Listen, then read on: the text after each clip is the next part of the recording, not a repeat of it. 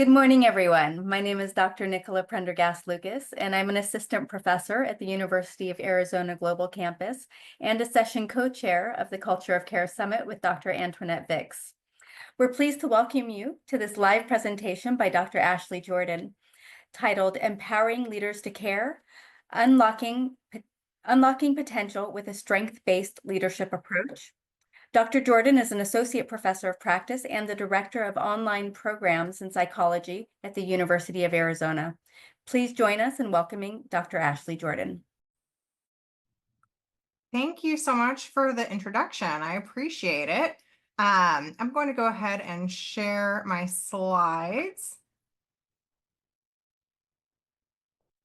So as Nicola said, my name is Ashley Jordan. I am a professor in the psychology department at University of Arizona.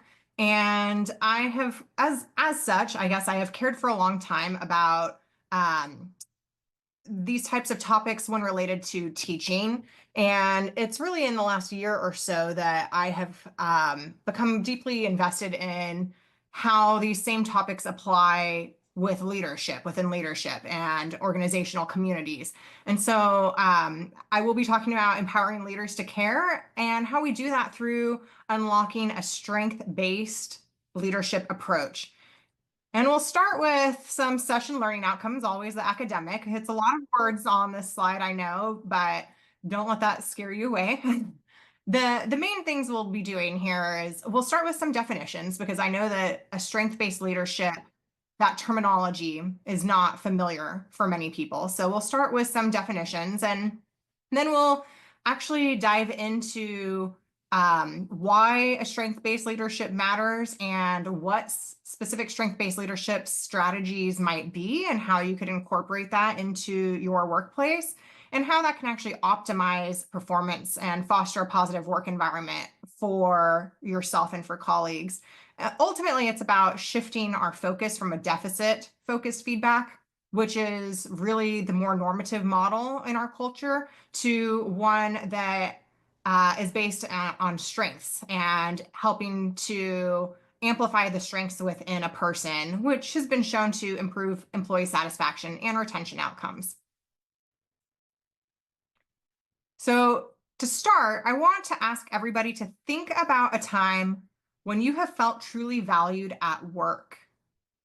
And I'll give you a couple moments to think about this. And if you could also, or are willing to share, if you would put it into the chat.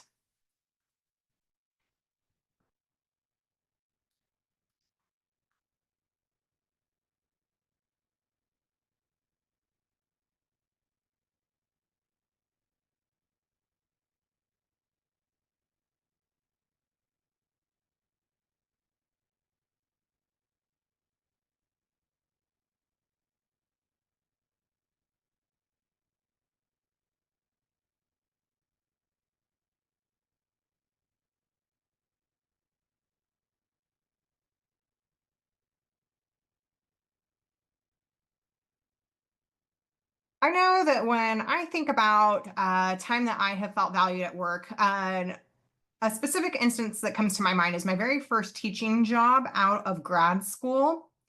And my direct supervisor nominated me for a teaching award. And it was a huge shock to me because I didn't even know the award was a thing. I never knew about it, didn't ask to be nominated, and actually I ended up winning it. And so not only was it a huge honor to have won it, but it really allowed me to see that my supervisor had noticed what I had been doing and the efforts I'd been making in teaching and appreciated them. And so that was a time that I felt valued because the efforts that I was putting into my work were being recognized. And I think that that is probably true of many of us when we think about a time that we have felt valued at work. It's certainly not when we're receiving constructive criticism, we'll say. It is more often when we are being recognized for something that we have done well or been successful at. So to take us back, what is strength-based leadership? I did mention that I come from a psychology department, and strength-based models really originated in clinical psychology. This was the viewpoint that we should, instead of focusing on quote unquote fixing someone, that we should focus on amplifying the strengths that a person already has within them. And so, how does this apply to leadership, or why does this matter more broadly? Well, first, leadership is important for all kinds of outcomes within the workplace. Leadership influences employee engagement, morale, retention. All of this hinges on leadership. And traditionally speaking, leadership is focused on fixing or improving weaknesses rather than leveraging strengths. And in contrast, a strength-based leadership approach has actually been shown to improve employee performance and job satisfaction. I have a little anecdote that I'll share. I have a 12-year-old daughter who is on a cross-country team, or was on a cross-country team this year. And at the very beginning of the cross-country season, there was a series of slight mishaps. We had to miss one practice because of a planned dental procedure for my daughter. And then there were a series of weather-related issues. Some practices were canceled because of weather, and the very first cross-country meet was actually canceled and rescheduled due to weather. And so it was rescheduled without a lot of notice, and the rescheduled meet conflicted with a work event that I had. And so I tried to shift things around, and even doing the best that I could and trying to get my daughter there, we were a little bit late for it. And so now at this point, we were on the coach's radar in a less than positive way, I'll say.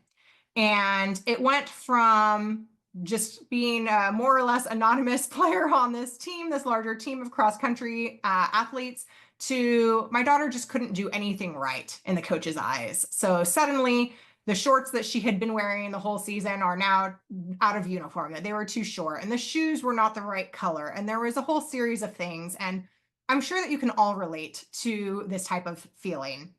And it's particularly unfortunate when it happens in a workplace, when it is your supervisor or your boss who you feel like you can't do anything right for. No matter what you're doing, you are not being recognized or valued. And you can imagine what that does to your performance and your motivation. Would you want to be there? Is this a place that is encouraging and nourishing of your personal development? Probably not. Probably your motivation is going to go down and your performance will go down, and it becomes a self-fulfilling prophecy. I like to think about how, in contrast, that could change if the coach, instead of focusing on negatives with my daughter, was able to focus on her strengths and building those. And I have this picture of a tree here. I love this tree picture because I think it's a great metaphor that you could look at this tree from two different perspectives. One perspective might view this tree as a failure. It has fallen over, likely when it was a younger tree, a little bit weaker. Maybe there were some storms or wind and it sustained some serious damage. It fell over. But the tree didn't just die there. As you can see, the branches still sprang up and are reaching toward the sun. And if we are looking at this from a different perspective, instead of one of a deficit-oriented perspective, we're looking at it from one of strengths. You might consider this tree to be a success, because even amidst all the difficulties and the turmoil of the surrounding environment that it has been exposed to, it has still successfully thrived and is growing. And so I'm going to now segue into how we can actually implement strengths-based leadership into our practice, both if you are a leader, but also there are ways that you could implement this even if you don't have a leadership role currently. And I like alliteration, so it is titled 7 Simple Strategies for Success, but these are strength-based strategies for leadership. And the first is simple enough. You can't do anything if you don't know a person's strengths. And so the first step is to identify team member strengths. There are a number of ways you could do this, just observing people through feedback. And there are a number of self-assessment tools that are available. Some are paid, some are free. One of my favorites is called the High Five Test, which is free for limited information. And then for a larger report, you have to pay for it. And something that you could do yourself, and also teammates can do as well, to identify team member strengths in the whole team. This also will let you know what your succeeding in or what you're already doing successfully. So, for example, it might highlight if you are great with mentorship, or if you have strong critical thinking skills, or maybe you're adaptable and you're able to shift on a dime as priorities change or strategic needs change. These are certainly helpful for you to know. And then you have to take it a step further. It's not just helpful to know your strengths. Ideally, you would align roles with strengths. To the extent possible, if you can restructure tasks to fit strengths, then everyone is going to be more successful. And you can also, if you are able to pair people with complementary strengths, then it will help everybody. So as an example, one of my strengths is in data analysis. And so if you have someone on your team who is great or just loves and thrives, with data, that is a specific skill set. And maybe that person isn't as good with public speaking or presenting. And so if you can pair them with someone who has strengths in public speaking, now both people are going to be successful and they can learn from each other so that they're both improving on the areas where they don't have the strengths. So it's helpful and beneficial in a mutual way.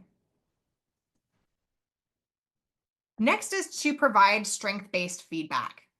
For many of us, we only have a formalized feedback mechanism once a year with an annual review process. And oftentimes that may focus on constructive criticism and things that we could improve upon. But you don't have to wait for a once-a-year annual review to provide feedback. And in fact, it is oftentimes more beneficial if you're able to point it out at the moment and when you're focusing on the strengths. So when someone gives a really killer presentation, if you just say to them briefly afterward, hey, you did a great job distilling some really complicated and complex topics into an easy to understand and digest format. You did really great with that. Good job. You should be able to provide this feedback across time and not just at the annual reviews. And really recognizing and highlighting strengths in action is critical. Next is encouraging strengths development. If you're able to take advantage of different professional development opportunities, I think that this conference here is a great example of that. I'm assuming that many of us who are here because we have some natural interest in creating and cultivating cultures that care. And so maybe that's a strength that you already have, but maybe you don't know how to incorporate or implement that into your workplace more broadly. And so that's why you're here attending sessions, and hopefully you're able to take some nuggets with you that will go back into your workplace and encourage strength development for yourself and also your team potentially. Another factor is to promote a strength-based culture. Oftentimes we end up in a workplace in this mindset that there's a zero-sum gain, that if one person wins, the other person is failing, that there can't be multiple winners. And this is just a natural fallacy that exists. It is not true, however. We can all win. We can all equally win in different areas. And so if we are able to recognize and celebrate team wins, it will help to promote a strength-based culture more broadly in our environment. Next is addressing weaknesses through strengths. And this is really a mindset shift from a focus on fixing to leveraging. And it really is just one of terminology of words. And so something I like to say is that if there is a weakness, instead of talking about it as such, as a weakness, we can talk about it as an opportunity for growth. And it's the same basic concept, but just by shifting the way we're thinking about and talking about it from this weakness mindset or a mindset of deficit to one of opportunity for growth, we're changing the whole mental model that we're working with and providing a more positive environment. And finally, you can model a strength-based leadership yourself. So start with yourself. If you are able to do some self-reflections, take some of these self-assessments that I mentioned, like the high five test, and notice your own areas of strength. And even if you are not currently in a leadership role, that is something that you could talk about with your coworkers, with your team, and encourage for them to do as well. And so that alone will, through modeling the strength-based leadership, helps to promote that culture more broadly in your community of practice. I want you to think about what we've talked about. This is a flash session, so I know it's a lot of information thrown at you at once. But what is one strength-based strategy that you could implement this week? I want you to think about it, to write it down. You don't have to change everything overnight, but what is one strategy that you could implement this week?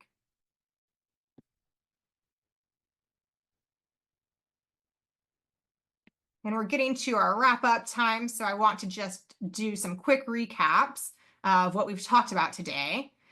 First, we've talked about how important it is to recognize strengths, both in yourself and with others.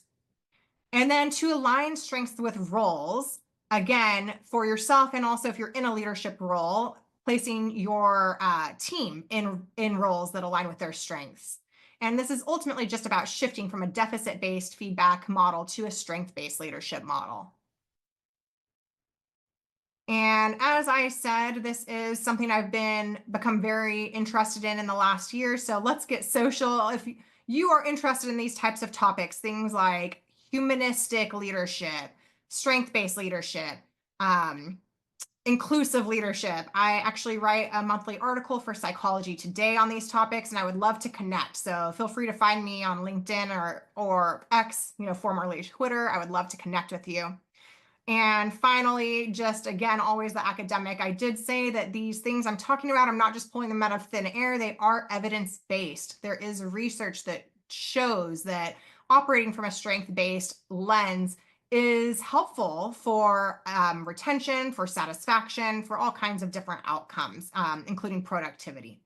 And so I will leave you with that and open it up to if there are any questions.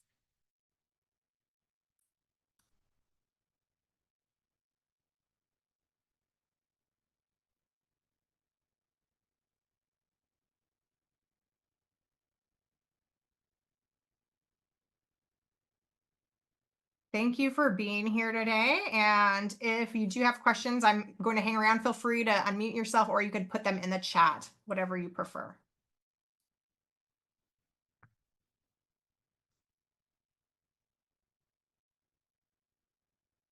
I'm also sharing in the chat a little graphic that I made that has these 7 strength-based leadership strategies that I mentioned from today's presentation.